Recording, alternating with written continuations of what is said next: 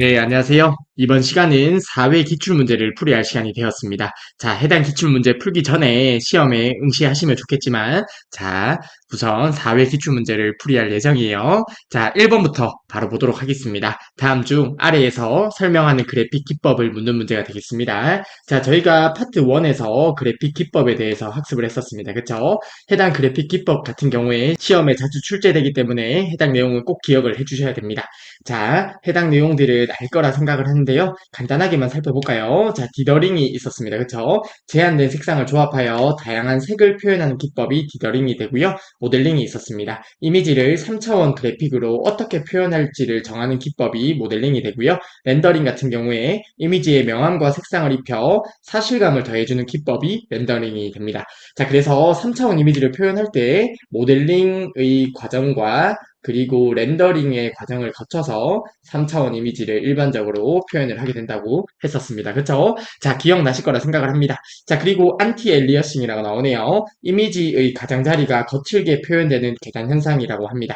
자, 그래픽을 표현하는 두 가지 방식이 있었습니다. 그쵸? 기억나실 거라 생각을 하는데요. 비트맵 방식이 있었고요. 그리고 벡터 방식이 있었습니다. 그쵸? 자, 기억나시죠? 이미지의 가장자리가 거칠게 표현되는 방식은 비트맵 방식에서 나타나는 현상인데요. 이러한 현상을 부드럽게 해주는 기법이 안티 엘리어싱이 됩니다. 자, 해당 내용 기억할 거라 생각을 하고요. 모핑입니다. 두 개의 이미지를 부드럽게 연결하여 변환 통합하는 기법이 모핑이 됩니다. 자, 그래서 영화 같은 거 볼 때 어떤 화면이 부드럽게 넘어가는 기법을 모핑이라고 생각을 해주시면 되겠습니다.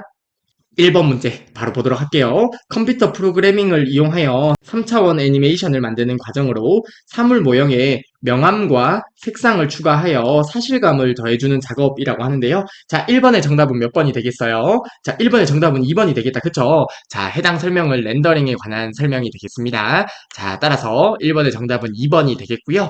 자, 다른 보기 한번 보게 되면요. 자, 다른 보기도 한번 볼게요. 자, 인터레이싱. 해당 보기는 최근 시험 문제에 출제가 되었더라고요. 그래서 해당 보기도 기억을 해주시면 좋을 것 같은데요. 화면에 이미지를 표시할 때 한 번에 표시하지 않고 천천히 표시되면서 천천히 점점 선명하게 표현하는 기법을 인터레이싱이라고 합니다. 자, 해당 용어 정도 기억을 해주시면 좋을 것 같아요. 자, 인터레이싱. 한 번에 선명하게 표시하는 것이 아니라 천천히 표시되면서 선명하게 하는 기법을 인터레이싱이라고 하고요. 그리고 메조틴트 같은 경우는 동파나와 같이 동파나를 찍은 효과처럼 이미지에 많은 점을 이용하는 기법을 메조틴트라고 합니다. 자, 보기 3번과 4번 보기도 살펴보았는데요. 보기 3번 정도 인터레이싱은 기억을 해두시면 좋을 것 같아요.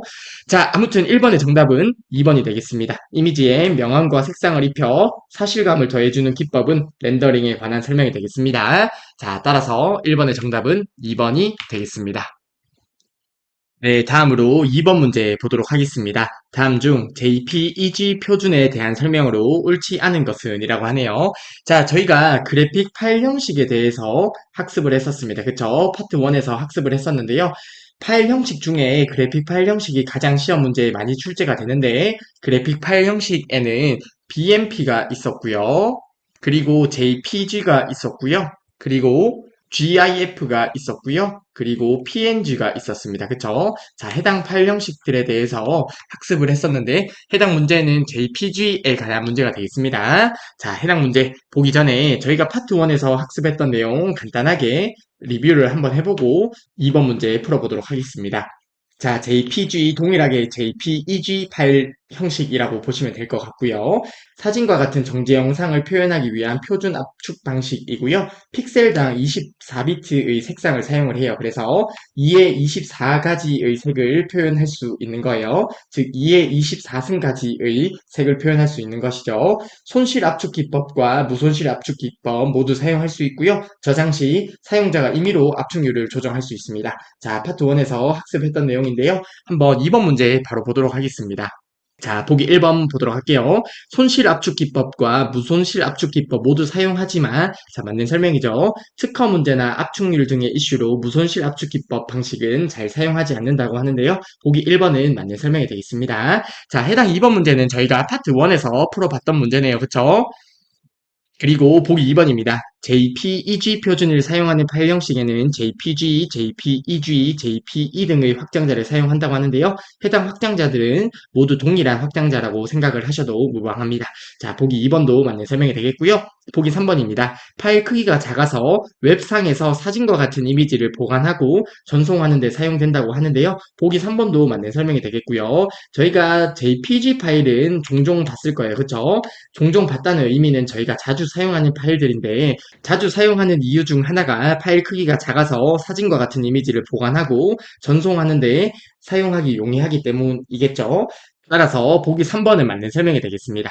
자, 그리고 보기 4번 볼게요. 그러면 이번에 정답은 4번이 되겠네요. 문자, 선, 세밀한 격자 등 고주파 성분이 많은 이미지의 변환에는 GIF나 PNG에 비해서 품질이 우수하다고 하는데요. 보기 4번이 잘못된 설명이 됩니다.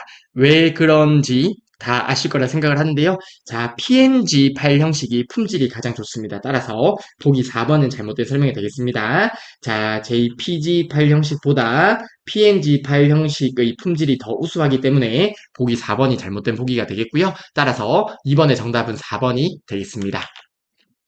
PNG 파일 형식이 JPG 파일 형식보다 그래픽의 품질이 우수하기 때문에 보기 4번이 잘못된 설명이 됩니다. 따라서 이번에 정답은 4번이 되겠습니다.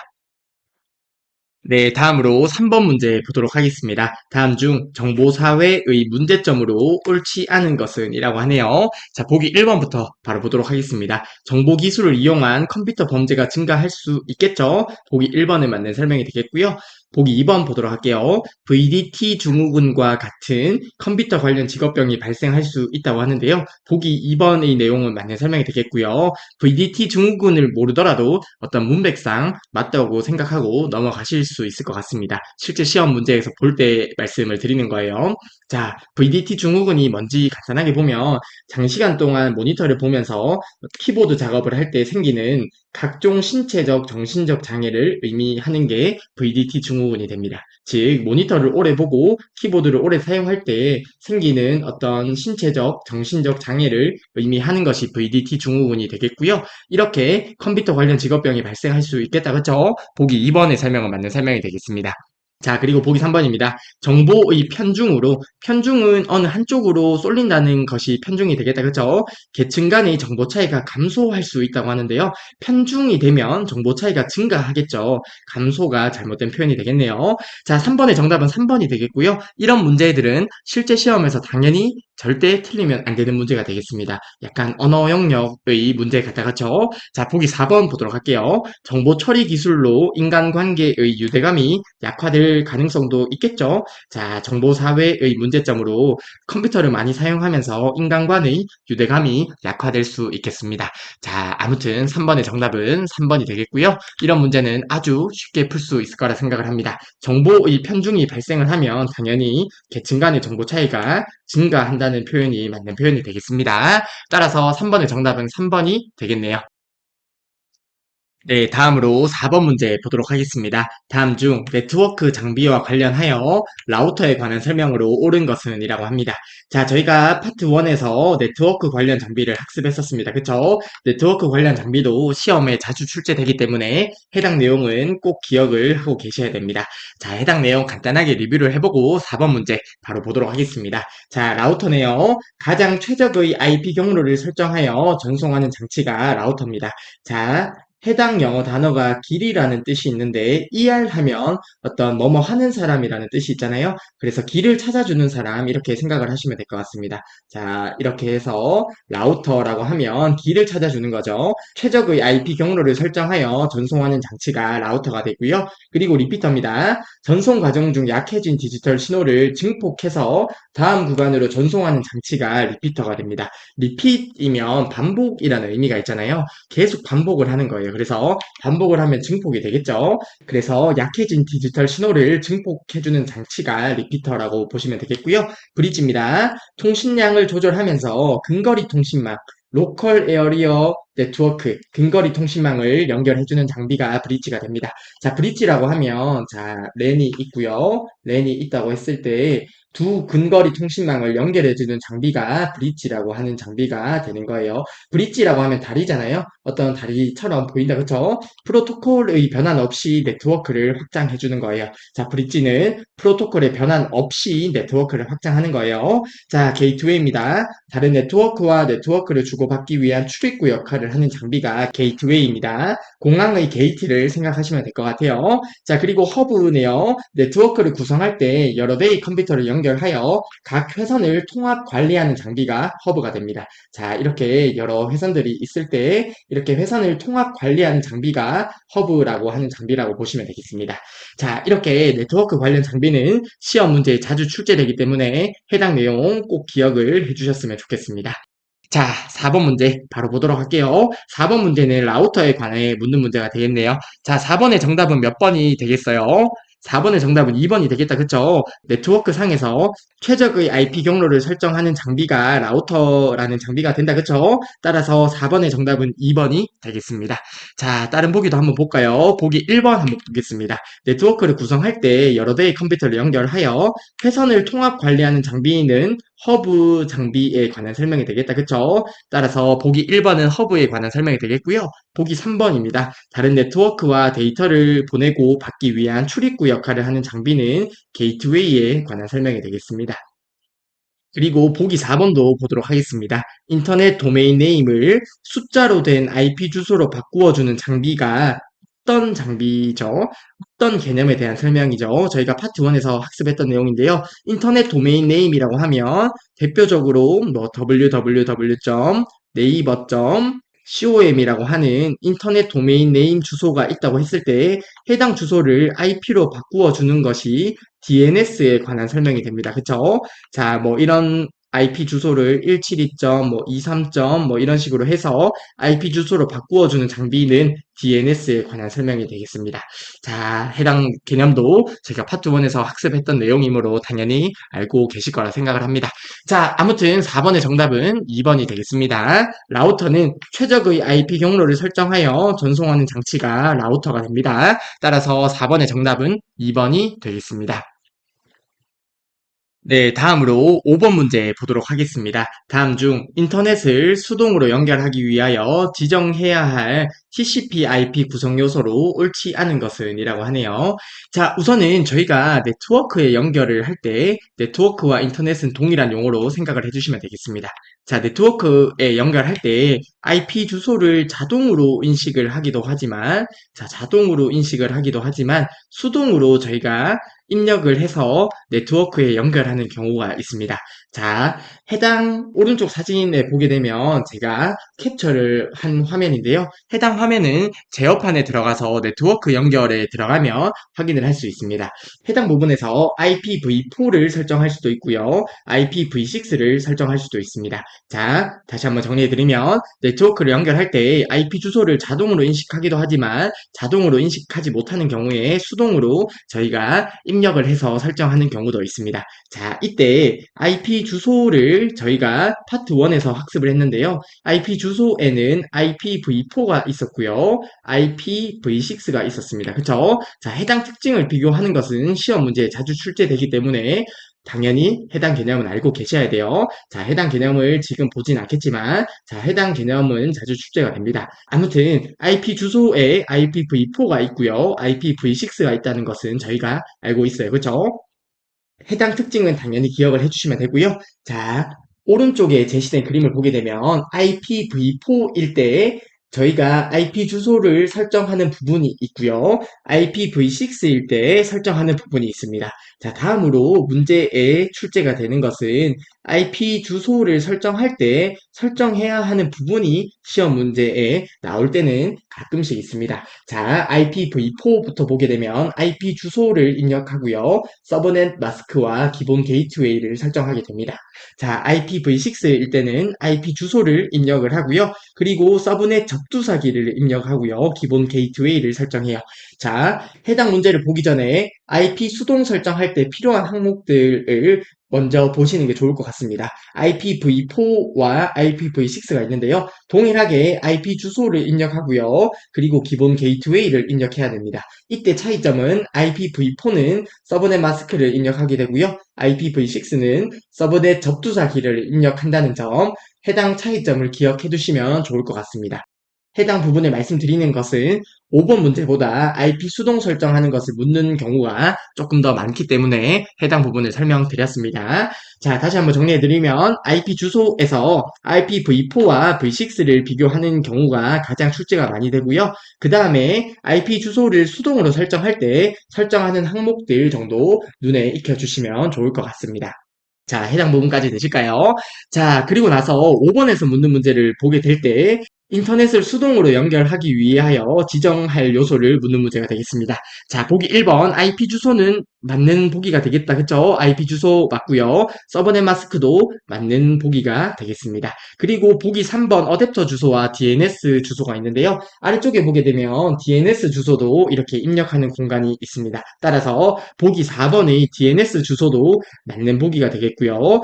따라서 5번의 정답은 3번이 되겠습니다. 어댑터 주소를 입력할 필요는 전혀 없기 때문에 5번의 정답은 3번이 되겠고요. 자, 다시 한번 정리해드리면 IP 주소에서 해당 개념 꼭 기억하시고요. 그 다음에 IP 수동 설정할 때 IPv4와 v6에서 설정해야 할 항목 정도 봐주시면 될 것 같습니다. 자, 해당 부분 되실까요? 자, 아무튼 5번의 정답은 3번이 되겠습니다. 인터넷 수동 연결을 위해서 지정할 요소는 IP 주소, 서브넷 마스크, 기본 게이트웨이가 있고요. 자, 해당 부분 기억해 주시고요. 추가적으로 DNS 주소도 있다는 점 같이 함께 보았습니다. 따라서 5번의 정답은 3번이 되겠습니다.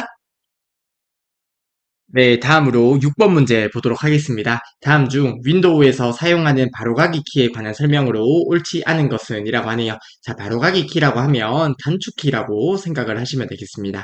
자, 컴퓨터에서 사용하는 바로가기 키가 정말 많은데요. 시험 문제에 해당 부분을 공부하기 위해서 여러 많은 단축키를 외우기보다는 문제를 통해서 학습을 하는 게 효율적입니다. 즉, 바로가기 키를 단순 암기를 하는 것보다 문제를 통해서 문제에 제시된 보기를 학습하는 것이 훨씬 효율적이라고 말씀을 드리고 싶습니다. 자, 아무튼 6번 문제를 보려고 하는데요. 6번 문제에 제시된 보기 몇 가지만 좀 살펴볼게요. 자, 컨트롤 키를 누르고 ESC 키를 누르게 되면 시작 화면이 열립니다. 자, 한번 눌러볼까요? 자, 컨트롤 ESC를 눌러보면 이렇게 시작 화면이 나오게 됩니다. 자, 이런 식으로 바로가기 키를 이용해서 편리하게 사용을 할 수 있는 거예요. 자, 컨트롤 ESC는 시작 화면을 연다는 것을 간단하게 살펴보았습니다. 그리고 Shift F10번을 누르게 되면 선택한 항목에 대한 바로가기 메뉴가 표시가 됩니다. 자, 바로가기 메뉴라고 하면, 자, 예를 들어서 바탕화면에 어떤 프로그램이 하나 있다고 가정해 볼게요. 자, 어떤 프로그램이 있는데 해당 아이콘이 클릭되어 있는 상태에서 Shift F10번을 누르면 바로가기 메뉴가 오른쪽 버튼을 클릭했을 때 이런 메뉴 같은 항목이 나오잖아요. 이런 부분을 바로가기 메뉴라고 하는데 해당 바로가기 메뉴를 표시하기 위해서 Shift F10번을 눌러주면 됩니다. 자, 해당 부분 이해가 되실까요? 자, 그리고 Alt Enter를 누르게 되면 선택한 항목에 대한 속성이 표시가 돼요. 자, 바로가기 메뉴에 보면 속성이라고 하는 항목이 있을 텐데요. 해당 속성을 바로 실행하기 위해서는 Alt Enter 키를 누르게 되면 속성이 바로 표시가 됩니다.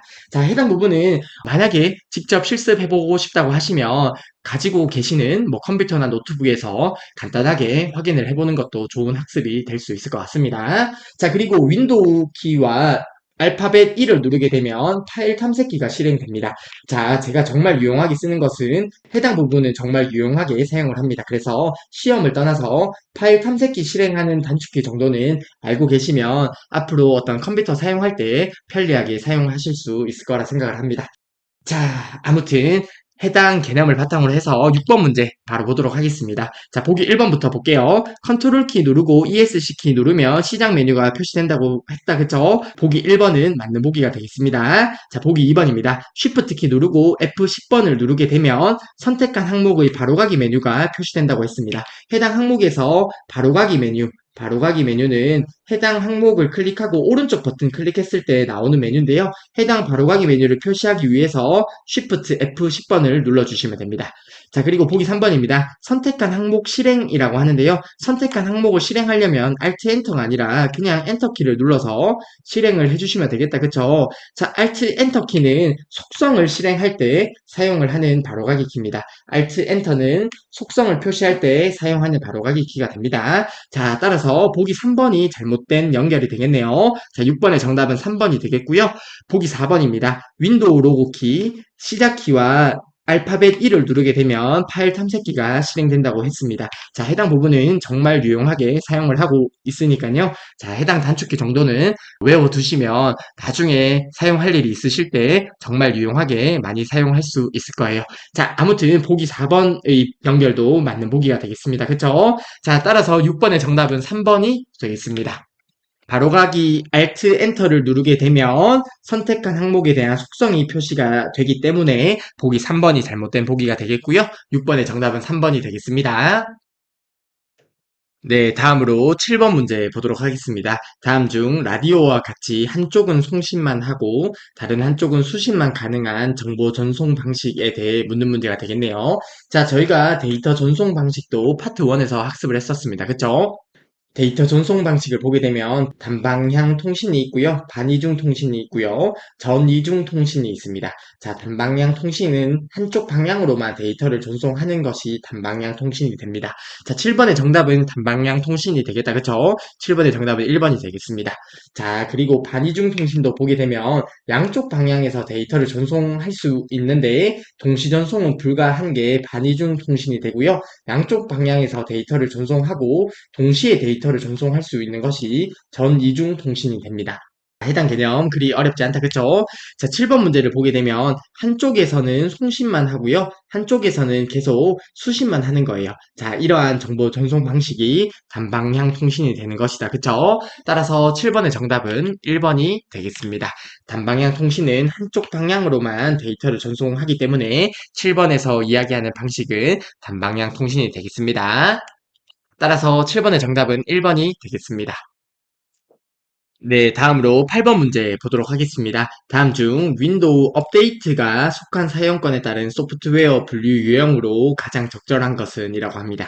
자, 업데이트가 포함된 소프트웨어 유형이라고 하네요. 자, 8번 문제도 그리 어렵지 않게 풀 수 있을 것 같은데요. 8번의 정답은 몇 번이 되겠어요? 1번이 되겠다. 그쵸? 자, 저희가 소프트웨어의 분류에 대해서 파트 1에서 학습을 했는데요. 해당 부분은 1급에서보다 2급에서 훨씬 더 시험에 많이 출제되는 경향이 있습니다. 따라서 해당 개념은 꼭 기억을 해주셨으면 좋겠고요. 패치 버전에 대해서만 간단하게 살펴보게 되면 프로그램의 오류를 수정하거나 업데이트 목적으로 배포하는 프로그램이 패치 버전이 됩니다. 그쵸? 자, 8번 문제 보게 되면 업데이트가 목적인 것이죠. 따라서 8번의 정답은 1번인 패치 버전이 되겠습니다. 자, 해당 문제 그리 어렵지 않게 풀 수 있을 것이라 생각을 하고요. 해당 개념을 리뷰를 하진 않겠지만 파트 1에서 충분히 봤던 내용이라 생각을 합니다. 해당 개념 꼭 기억을 하고 넘어가시면 좋겠습니다. 자, 아무튼 8번의 정답은 1번이 되겠습니다. 프로그램의 오류를 수정하거나 업데이트 목적으로 배포하는 프로그램은 패치 버전에 대한 설명이 되겠습니다. 따라서 8번의 정답은 1번이 되겠네요. 네, 다음으로 9번 문제 보도록 하겠습니다. 자, 9번 문제 보기 전에 관련 개념을 간단하게 살펴볼게요. HTML이라고 하는데요. 월드 와이드 웹의 홈페이지를 작성하는데 사용되는 언어가 HTML이 됩니다. 자, 월드 와이드 웹이 www인데요. 저희가 어떤 홈페이지 접속할 때 www. 어떻게 입력하고 접속을 하는 경우가 있잖아요. 해당 부분이 월드 와이드 웹이에요. 해당 약자가 월드 와이드 웹을 의미하는 것이 www라고 보시면 되는데요. 해당 홈페이지 작성하는데 사용되는 언어가 HTML이라고 하는 언어가 됩니다. 인터넷 웹페이지들은 대부분 HTML로 작성이 됩니다. 즉, 저희가 사용하는 대부분의 페이지가 HTML 언어로 작성이 된 것이라는 의미가 되겠습니다.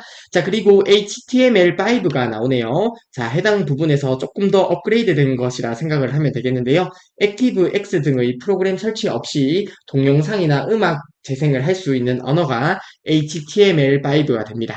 자, 해당 개념 그리 어렵지 않기 때문에 관련 문제에서 해당 개념을 기억해 주시면 좋을 것 같습니다. 자, 9번 문제 보게 되면 다음 중 차세대 웹 표준으로 텍스트와 하이퍼링크를 이용한 문서 작성 중심으로 구성된 기존 표준이라고 하면 해당 부분이 HTML 언어를 의미하는 거예요. 비디오, 오디오 등의 다양한 부가 기능을 추가하여 최신 멀티미디어 콘텐츠를 액티브X 없이도 웹 서비스로 제공할 수 있는 언어가 HTML5가 되는 거죠. 따라서 9번의 정답은 3번이 되는 거예요. 해당 문제에서 얻을 수 있는 개념 두 가지를 살펴보았어요. 자, 9번 문제 다시 보게 되면 텍스트와 하이퍼링크를 이용한 문서 작성 중심으로 구성된 기존 표준, 해당 의미가 HTML 언어를 의미하게 되는 것이고요. 그리고 비디오나 오디오와 같은 멀티미디어 콘텐츠를 액티브X 없이도 제공할 수 있는 언어가 HTML5가 되는 거예요. 자, 해당 개념 그리 어렵지 않기 때문에 눈에 익혀두시면 좋을 것 같습니다. 자, 그래서 9번의 정답은 3번이 되는 것이죠. 액티브X 없이도 동영상이나 음악 재생을 할 수 있는 언어는 HTML5에 대한 설명이 됩니다. 따라서 9번의 정답은 3번이 되겠습니다. 다음으로 10번 문제 보도록 하겠습니다. 다음 중 파일이나 폴더를 복사하거나 이동하는 방법으로 옳지 않은 것은 이라고 하네요. 자, 해당 문제 보기 전에 한 가지 개념을 살펴보고 해당 문제를 보도록 하겠습니다. 자, 같은 드라이브가 있고요. 다른 드라이브가 있습니다. 드라이브라고 하면 C 드라이브, C 땡땡, D 드라이브, D 땡땡을 생각하고 해당 개념을 봐주시면 좋을 것 같습니다. 자, 같은 드라이브 내에서 드래그를 하게 되면 이동이 돼요. 즉, C 드라이브 내에 어떤 다른 경로로 파일을 드래그하게 되면 특정 파일을 클릭해서 드래그하게 되면 이동이 된다는 이야기가 되겠습니다. 그리고 다른 드라이브일 때는 드래그를 하게 되면 복사가 되는 거예요. 즉 C 드라이브에 어떤 파일이 있을 때 해당 파일을 클릭하고 D 드라이브로 드래그를 하게 되면 복사가 된다는 내용이 되겠습니다. 자, 해당 부분까지 이해가 되시겠죠? 자, 그리고 같은 드라이브에서 복사를 하기 위해서는 컨트롤 키를 누르고 드래그를 하면 됩니다. 그리고 다른 드라이브에서 이동을 하고 싶다고 하면 Shift 키를 누르고 드래그를 하게 되면 이동이 되는 것이에요. 자, 해당 개념 이해가 되실 거라 생각을 하는데요. 다시 한번 정리해드리면, 자, C 드라이브가 있고요. 해당 같은 드라이브 내에서는 드래그를 해서 이동을 하게 되면 그냥 이동이 된다는 것이고요. 만약에 복사를 하고 싶다고 하면 컨트롤 키를 누르고 드래그를 하면 복사가 된다는 의미가 되겠다. 그쵸? 자, 그리고 D 드라이브가 있다고 했을 때 다른 드라이브일 때는 그냥 드래그해서 위치하게 되면 복사가 되게 되고요. 만약에 그냥 이동을 하고 싶다고 하면 Shift 키를 누르고 드래그를 하게 되면 이동이 된다는 의미가 되겠습니다.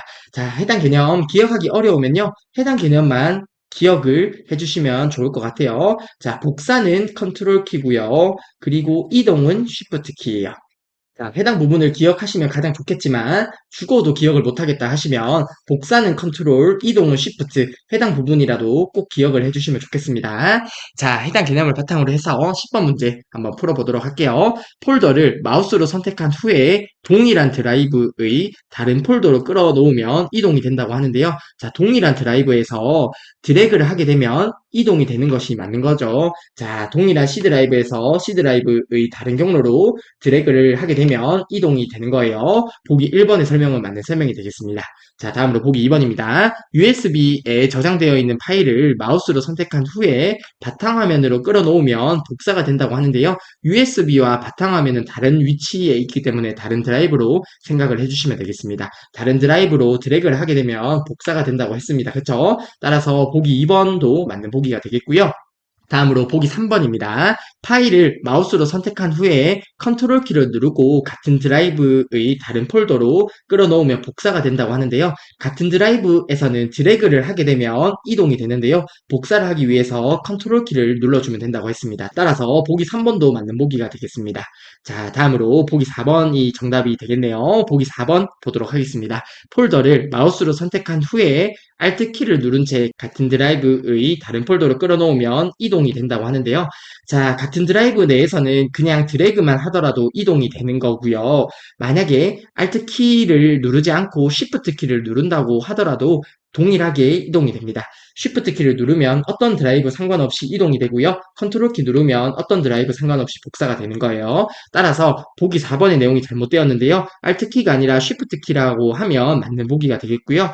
어떤 키를 누르지 않고 그냥 드래그를 하더라도 이동이 되는 거예요. 왜냐하면 같은 드라이브에서 드래그를 하게 되면 이동이 되기 때문이죠. 따라서 10번의 정답은 4번이 되겠습니다. 해당 부분 이해가 잘 안 된다고 하시면요. C 드라이브와 D 드라이브에서 한번 직접 실습을 해보는 것도 좋은 방법이 될 수 있을 것 같습니다. C 드라이브에 어떤 임의의 파일을 하나 만들고요. 해당 부분을 같은 드라이브 경로로 이동도 한번 해보시고요. 다른 드라이브로도 이동을 해보시면서 해당 개념을 숙지하는 것도 좋은 학습이 될 수 있을 것 같습니다.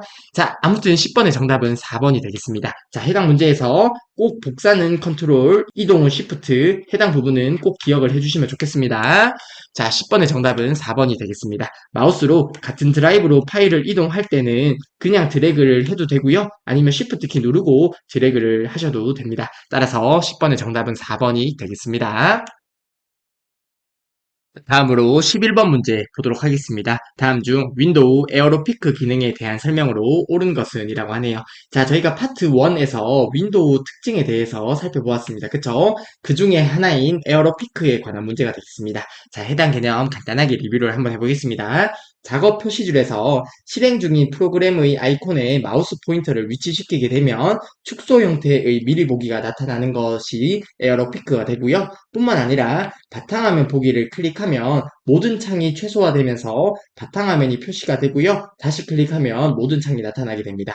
컴퓨터 화면에서 작업 표시줄이 있잖아요. 해당 작업 표시줄의 오른쪽 끝에 보면 바탕화면 보기가 있는데요. 해당 부분을 클릭하게 되면 모든 창이 최소화되고 바탕화면이 표시가 되고요. 해당 부분을 다시 클릭하게 되면 모든 창이 표시가 됩니다. 이러한 기능이 에어로피크가 되고요. 자, 해당 부분의 단축키는 윈도우 키와 알파벳 D를 누르게 되면 해당 기능이 수행이 되는데요. 해당 바로가기 키도 실제로 기억을 해두시면 어떤 작업을 할 때 굉장히 유용하게 사용을 할 수 있습니다. 즉, 어떤 작업을 할 때 여러 화면을 켜놓고 작업하는 경우가 많을 텐데 바탕화면을 들어갈 때 모든 화면을 일일이 최소화하는 것이 아니라 시작키와 알파벳 D 버튼을 눌러서 바로 바탕화면으로 갈 수 있습니다. 자, 해당 부분 유용하게 사용할 수 있기 때문에 기억을 해두시면 좋을 것 같아요. 자, 아무튼 11번 문제의 정답은 몇 번이 되겠어요? 보기 2번이 정답이 되겠다. 그쵸? 모든 창을 최소화할 필요 없이 바탕화면을 빠르게 미리 보거나 작업 표시줄에 해당 아이콘을 가리켜서 열린 창을 미리 볼 수 있게 하는 기능이 에어로피크 기능이 됩니다. 따라서 11번의 정답은 2번이 되겠습니다. 자, 11번 문제는 저희가 파트 1에서 풀어봤던 내용이기 때문에 다른 보기는 간단하게만 살펴보고 넘어가도록 할게요. 자, 보기 1번입니다. 파일이나 폴더의 저장된 위치에 상관없이 종류별로 파일을 구성하고 파일을 액세스할 수 있게 한다고 하는데요. 해당 개념은 라이브러리에 관한 개념이 되겠습니다. 라이브러리라고 하면 가상의 폴더라고 했어요. 그쵸? 자, 예를 들어서 A 파일이 있고요. B 파일이 있는데요. 어떤 A 파일과 B 파일은 전혀 다른 경로에 있다고 가정을 해볼게요. 두 파일이 사진과 관련된 파일이라고 했을 때 사진이라고 하는 라이브러리에 해당 파일들을 위치시켜서 전혀 다른 경로에 있는 파일이지만 사진이라고 하는 가상의 폴더를 구성하는 것이 라이브러리가 되는 거죠. 즉 라이브러리는 어떤 종류별로 묶어주는 것이 라이브러리가 됩니다. 따라서 보기 1번의 개념은 라이브러리에 관한 설명이 되겠고요. 그리고 보기 3번 볼게요. 바탕화면의 배경으로 여러 장의 사진을 선택하여 슬라이드쇼 효과를 줄 수는 있습니다. 해당 부분은 저희가 파트 1에서 직접 실습을 해보았는데요. 파트 2에서는 실습까지는 안 해보고요. 자, 보기 3번 할 수는 있지만 뭐 특정 용어를 가리키는 건 없고요. 보기 4번을 보게 되면 작업 표시줄에 프로그램 아이콘을 마우스 오른쪽 단추를 클릭해서 최근 열린 파일 목록을 확인할 수 있다고 하는데요. 해당 부분도 할 수는 있는데요. 어떤 특정 용어가 있는 것은 아닙니다. 따라서 보기 3, 4번은 할 수는 있지만 특정한 용어는 없다고 생각을 해주시면 되겠습니다. 자, 아무튼 11번의 정답은 2번이 되겠습니다. 에어로피크는 마우스 포인터를 위치시켜서 축소 형태의 미리 보기도 볼 수 있고요. 바탕화면을 빠르게 볼 수 있도록 하는 기능이 에어로피크가 됩니다. 따라서 11번의 정답은 2번이 되겠습니다. 다음으로 12번 문제 보도록 하겠습니다. 자, 12번 문제 보기 전에 관련 개념을 하나 살펴보고 12번 문제를 풀어볼게요. 자, 모니터 관련 용어가 있는데요. 모니터는 말 그대로 저희가 사용하는 모니터예요. 자, 모니터 관련해서 몇 가지 용어를 살펴보겠습니다. 모니터 크기가 나오는데요. 대각선 길이를 의미합니다. 자, 해당 대각선 길이를 의미하는 것이 모니터의 크기가 됩니다. 저희가 TV도 뭐 75인치라고 하면 대각선 길이가 75인치가 되는 거예요. 자, 모니터 크기는 대각선의 길이를 의미하게 되고요. 그리고 픽셀이라고 하면 화면을 구성하는 최소 단위가 됩니다. 픽셀의 수가 많을수록 해상도가 높게 되는데요. 자, 모니터는 어떤 점으로 이렇게 구성이 되어 있어요. 이 하나하나의 점을 픽셀이라고 하는 거예요. 자, 해당 픽셀 같은 경우에는 화면을 구성하는 최소 단위가 되고요. 픽셀의 수가 많을수록 해상도가 높아지는 거죠. 즉, 선명하게 표현이 되는 거예요. 자, 그리고 점간격이라고 하네요. 픽셀들 사이의 공간을 의미하는 것이 점간격이 됩니다. 자, 해당 점간격, 점과 점 사이의 간격이 점간격이 되겠고요. 점간격이 가까울수록 픽셀이 많다는 의미가 되기 때문에 해상도가 높겠다. 그쵸? 자, 그리고 해상도네요. 얼마나 선명하게 표현하는가를 의미하는 것이 해상도가 됩니다. 해상도는 픽셀이 많을수록 해상도가 높다고 했습니다. 픽셀의 수에 따라 결정이 되는 것이 해상도가 되고요. 그리고 재생률입니다. 픽셀이 밝게 빛나는 것을 유지하도록 하기 위한 것으로 1초의 이미지를 얼마나 표시하는지를 의미하게 돼요. 그리고 재생률이 높을수록 화면의 깜빡임이 감소하게 되는데요. 화면은 이렇게 깜빡깜빡하게 되는데 이러한 점들이 눈의 피로도를 높이게 돼요. 그래서 재생률이 높은 경우에 화면의 깜빡임이 감소하고 눈의 피로도 줄어들게 되는 거예요. 자, 아무튼 재생률은 1초의 이미지를 얼마나 표시하는가를 의미하게 되는데 재생률이 높을수록 화면의 깜빡임이 감소하게 됩니다.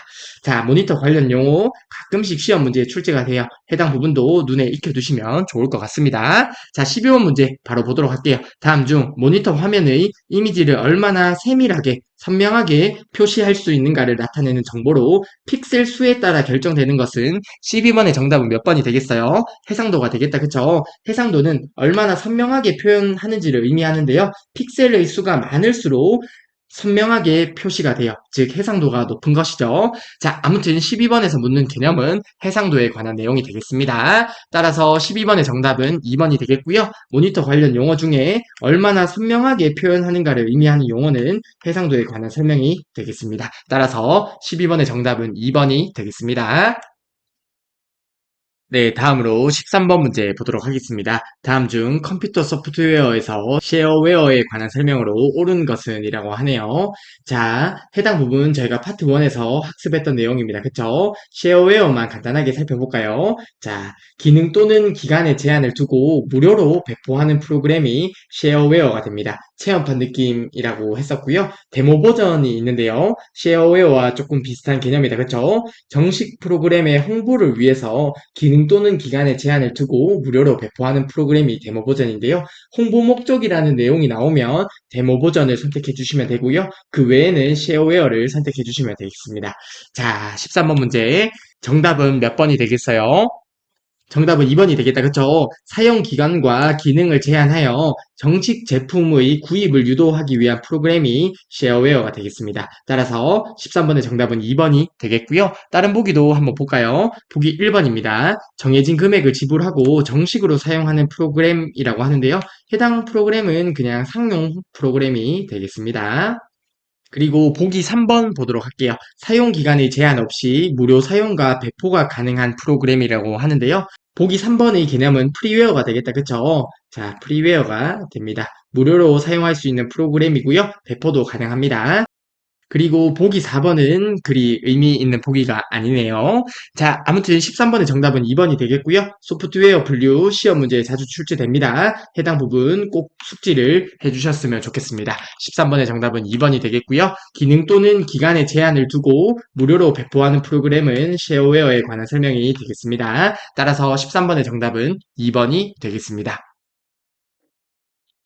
다음으로 14번 문제 보도록 하겠습니다. 다음 중 삭제된 파일이 휴지통에 임시 보관되어 복원이 가능한 경우를 묻는 문제가 되겠네요. 자, 휴지통이 있다고 가정을 해볼게요.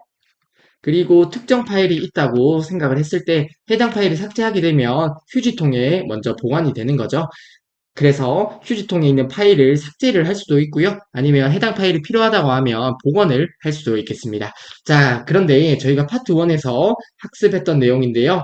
휴지통에 보관되지 않는 경우를 학습했었습니다. 그쵸? 해당 부분은 기억을 해주시면 좋겠는데요. Shift를 누르고 삭제를 하게 되면 해당 파일은 휴지통에 보관이 되지 않습니다. 즉, 어떤 파일을 휴지통에서 복원을 할 수 없게 되겠죠. 즉, 해당 파일을 Shift를 누르고 삭제를 하게 되면 휴지통에 보관이 되지 않고 바로 삭제가 되는 거예요. 그리고 휴지통 속성에서 파일을 휴지통에 버리지 않고 삭제할 때 바로 제거를 선택하게 되면 휴지통에 보관되지 않고 파일이 바로 삭제가 됩니다. 즉, 해당 휴지통에서 오른쪽 버튼 누르고요. 속성에 들어가서 파일을 휴지통에 버리지 않고 삭제할 때 바로 제거를 선택하게 되면 휴지통에 보관이 되지 않고 바로 삭제가 되는 거예요. 그리고 USB 네트워크 드라이브 도스 모드에서 삭제된 파일은 휴지통에 보관이 되지 않는데요. 해당 부분은 윈도우와 관련 없는, 즉 윈도우 외부에 있는 곳에서 삭제를 하게 되는 개념이다. 그쵸? 윈도우 외부에서, 즉 USB나 네트워크 드라이브나 도스 모드에서 삭제된 파일은 휴지통에 보관이 되지 않고 바로 삭제가 되는 거예요. 자, 해당 개념을 바탕으로 해서 14번 문제를 보게 되면 복원이 가능한 경우를 묻습니다. 즉, 휴지통에 거치지 않고 바로 삭제되는 경우를 제외시켜 주시면 되겠네요. 자, 보기 1번부터 보도록 하겠습니다. 바탕화면에 있는 파일을 휴지통에 드래그 앤 드롭으로 삭제하는 경우는 휴지통에 보관이 되겠다. 그쵸? 따라서 복원이 가능한 경우는 보기 1번이 복원이 가능한 경우겠네요. 해당 파일을 클릭한 다음에 드래그 앤 드롭해서 휴지통에 위치를 하게 되면 그냥 삭제가 되는 것이기 때문에 복원이 가능할 거예요. 따라서 14번의 정답은 1번이 되겠고요. 보기 2번 보도록 하겠습니다. USB 메모리에 저장되어 있는 파일을 딜리트 키로 삭제한 경우라고 하는데요. USB에 있는 파일은 삭제를 하게 되면 휴지통에 보관되지 않고 바로 삭제가 됩니다. 따라서 보기 2번은 잘못된 보기가 되겠고요. 보기 3번입니다. 네트워크 드라이브도 동일하죠. 윈도우 외부에서 삭제를 하게 되면 휴지통에 거치지 않고 삭제가 됩니다. 따라서 보기 3번도 잘못된 보기가 되겠고요. 보기 4번입니다. 휴지통 속성에서 최대 크기를 0MB로 설정한 후 파일을 삭제한 경우에도 당연히 휴지통에 들어가지 않겠다. 그쵸? 따라서 보기 4번의 설명도 잘못된 설명이 되겠습니다. 그쵸? 휴지통에서 크기를 설정할 수 있는데 크기를 0MB로 설정하게 되면 휴지통에 보관할 수 있는 용량이 0이잖아요. 그렇기 때문에 휴지통에 보관되지 않고 바로 삭제가 되는 거예요. 이러한 경우에는 복원을 할 수가 없겠다. 그쵸? 자, 따라서 14번의 정답은 1번이 되겠습니다. 바탕화면에 있는 파일을 드래그 앤 드롭하면 휴지통에 보관이 되기 때문에 복원이 가능한 경우가 되겠다. 그쵸? 따라서 14번의 정답은 1번이 되겠습니다. 다음으로 15번 문제 보도록 하겠습니다. 다음 중 사물 인터넷에 대한 설명으로 옳지 않은 것은 이라고 하네요. 자, IoT 개념만 간단하게 살펴볼까요? IoT입니다. 인터넷 오브 띵즈라고 해서 사물 인터넷이라고 하는데요. 세상에 존재하는 모든 사물을 네트워크로 연결해서 인간과 사물, 사물과 사물 간 언제나 서로 소통할 수 있는 환경을 IoT 사물 인터넷이라고 합니다. 해당 기술을 활용한 예시가 KT의 기가 친이가 있고요. SKT의 누구가 있고요. 카카오의 헤이 카카오가 있습니다. 이러한 장비들은 IoT 기술을 활용한 장비가 되겠습니다. 자, 15번 문제 보기 1번부터 바로 보도록 할게요. IoT 구성품 가운데 디바이스는 빅데이터를 수집하며 클라우드와 AI는 수집된 빅데이터를 저장하고 분석한다고 합니다. 자, IoT라고 하면 어떤 사물과 사물 간에 어떤 장비를 이용해서 연결이 되어 있다고 보시면 돼요. 그래서 데이터를 주고받게 되는데요. 그러면 데이터가 엄청 많겠다, 그쵸? 이러한 빅데이터를 수집하게 되고요. 수집한 데이터를 바탕으로 해서 저장하고 분석을 하게 되는 것이죠. 그래서 관련된 기술이 뭐 AI 관련 기술도 나오고요. 저장을 많이 해야 되기 때문에 클라우드 기술도 나오는 것이죠. 자, 그래서 보기 1번의 설명은 맞는 설명이 되겠고요. 보기 2번입니다. IoT는 인터넷 기반으로 다양한 사물, 사람, 공간을 긴밀하게 연결하고 상황을 분석, 예측, 판단해서 지능화된 서비스를 자율 제공하는 제반 인프라 및 융복합 기술이라고 하는데요. 이러한 것들을 추구하게 되는 것이죠. 즉, 어떤 사물과 사람을 연결해서 분석, 예측, 판단이 가능한 거예요. 왜냐하면 데이터를 주고받으면서 해당 데이터를 분석을 하고요. 분석을 해서 예측도 하고 판단을 하게 되는 지능화된 서비스를 제공하는 것이 IoT가 추구하는 방향이라고 생각을 하시면 되겠습니다. KT의 기가진이 SKT의 누구, 카카오의 헤이 카카오도 이러한 지능화된 서비스를 제공을 해주는 것이죠. 자, 따라서 보기 2번의 설명도 맞는 설명이 되겠고요. 보기 3번입니다. 현재는 사물을 단순히 연결시켜주는 단계에서 수집된 데이터를 분석해서 스스로 사물의 의사결정을 내리는 단계로 발전을 하고 있다는 보기는 맞는 설명이 되겠고요. 보기 4번이 잘못된 보기가 되겠네요. 보기 4번입니다. IoT 네트워크를 이용할 경우에 통신 비용이 절감된다고 하는데요. 각 사물들이 네트워크로 다 연결이 되어 있어요. 그리고 네트워크를 통해서 데이터를 주고받게 되면 통신 비용이 절감되는 것이 아니라 증가가 되겠죠. 통신 비용은 증가가 되는 것이 맞겠고요. 정보 보안 기술 적용이 용이해진다고 하는데요. 데이터가 오픈되면서 주고받게 되는 거예요. 그렇기 때문에 정보 보안 기술의 적용이 중요시되고요. 적용이 어려워진다는 표현이 맞는 표현이 되겠습니다. 따라서 보기 4번의 설명은 잘못된 보기가 되겠습니다. 따라서 15번의 정답은 4번이 되겠고요. IoT는 지속적으로 데이터를 주고받기 때문에 통신 비용은 증가하게 되고요. 다양한 기기에서 데이터를 주고받기 때문에 보안 기술의 적용이 복잡해집니다. 따라서 용이해진다는 설명은 잘못된 설명이 되겠다. 그쵸? 15번의 정답은 4번이 되겠습니다. 다음으로 16번 문제 보도록 하겠습니다. 다음 중 컴퓨터에서 사용하는 캐시 메모리에 관한 설명으로 옳은 것은 이라고 하네요. 자, 저희가 기타 기억 장치에 대해서 파트 1에서 학습을 했었고요. 해당 개념도 시험에 자주 출제되는 개념입니다. 해당 개념 간단하게 리뷰하고 16번 문제 바로 보도록 하겠습니다. 자, 저희가 봤던 내용인데요. 캐시 메모리입니다. CPU라고 하는 중앙 처리 장치가 있고요. 주기억 장치가 있습니다. 그쵸? 중앙 처리 장치와 주기억 장치 사이에서 속도 차이를 계산하는 메모리가 캐시 메모리가 되고요. 속도가 빠른 SRAM으로 구성이 됩니다. 그쵸? 그리고 가상 메모리예요. 주기억 장치가 있고요. 보조 기억 장치가 있습니다. 그쵸? 보조 기억 장치의 일부를 마치 주기억 장치처럼 사용하는 메모리가 가상 메모리가 되는데요. 주기억 장치가 비싸고 보조기억 장치가 상대적으로 저렴하죠. 그래서 보조기억 장치의 일부를 마치 주기억 장치처럼 사용하는 기법이 가상 메모리가 됩니다. 그리고 연관 메모리네요. 저장된 내용의 일부를 이용하여 기억 장치에 접근해서 데이터를 읽는 방식이 연관 메모리가 되고요. 버퍼 메모리입니다. 버퍼는 임시라는 의미가 있다고 했어요. 데이터를 임시로 저장해두는 메모리를 버퍼 메모리라고 하고요. 플래시 메모리입니다. MP3 플레이어, 디지털 카메라, USB 등에 널리 사용되는 메모리인데요. EEPROM의 일종이에요. 롬의 일종이죠. 롬의 일종이기 때문에 비휘발성 메모리라는 특징이 있습니다. 전원이 꺼져도 내용이 지워지지 않는 것이죠. 그리고 EEPROM은 Electrically Erasable PROM이라고 해서 정기적인 방법으로 기록된 내용을 수정할 수 있다는 것인데요. 해당 내용까지 기억을 하시면 너무 좋을 것 같습니다. 아무튼 기타 기억 장치에서 배웠던 해당 내용들은 시험에 자주 출제되는 개념이기 때문에 꼭 기억을 해주시면 좋겠습니다. 자, 16번 문제 바로 보도록 할게요. 보기 1번부터 바로 볼까요? 자, 16번 문제는 캐시 메모리에 관한 설명인데요. 보기 1번입니다. 보조 기억 장치의 일부를 주기억 장치처럼 사용하는 메모리는 가상 메모리가 된다. 그쵸? 그래서 보기 1번은 정답이 아니겠네요. 보기 2번입니다. 기억된 정보의 내용 일부를 이용하여 주기억 장치에 접근하는 장치는 연관 메모리에 관한 설명이다. 그쵸? 따라서 보기 2번도 옳은 보기는 안 되겠고요. 다음으로 보기 3번입니다. EEPROM의 일종으로 비휘발성 메모리라고 하는데요. 보기 3번은 플래시 메모리에 관한 설명이 되겠다. 그쵸? 자, 그러면 16번의 정답은 4번이 될 것 같은데요. 중앙 처리 장치와 중앙 처리 장치 CPU가 있고요. 주기억 장치가 있습니다. 사이에 위치하는 것은 캐시 메모리다. 그쵸? 사이에 위치하여 컴퓨터 처리 속도를 향상시키는 메모리가 캐시 메모리가 됩니다. 캐시 메모리는 SRAM으로 구성이 되어 있었어요. 그쵸? 자, 아무튼 16번의 정답은 4번이 되겠고요. 중앙 처리 장치와 주기억 장치 사이에서 속도 차이를 계산하는 메모리는 캐시 메모리에 관한 설명이 됩니다. 따라서 16번의 정답은 4번이 되겠습니다. 다음으로 17번 문제 보도록 하겠습니다. 다음 중 USB 인터페이스에 대한 설명으로 옳지 않은 것은 이라고 하네요. 자, USB는 Universal Serial Bus의 약자로서 통합 직렬 버스, 통합 직렬 포트라고 합니다. 자, USB 저희가 익숙한 인터페이스다. 그쵸? 저희가 컴퓨터에서 뭐 예를 들어서 키보드 연결할 때 USB 포트에 연결을 하잖아요. 아무튼 해당 USB에 관한 문제가 되겠습니다.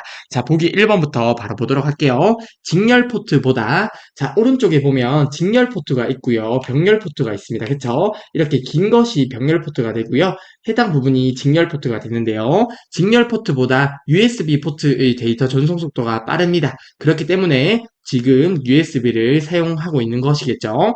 자, 따라서 보기 1번의 설명은 맞는 설명입니다. 자, 직렬 포트, 병렬 포트 옛날에 어떤 키보드나 뭐 다른 장치를 연결할 때 사용을 했지만 현재는 USB 인터페이스를 통해서 연결을 하는 것이죠. 왜냐하면 USB 포트의 데이터 전송 속도도 빠르고요. 뭐 이런 것들을 통합해서 현재는 USB 포트를 사용한다고 생각하시면 되겠습니다. 따라서 보기 1번의 설명은 맞는 설명이 되겠고요. 사실 직렬 포트, 병렬 포트 요즘에 거의 사용하지는 않는다. 그쵸?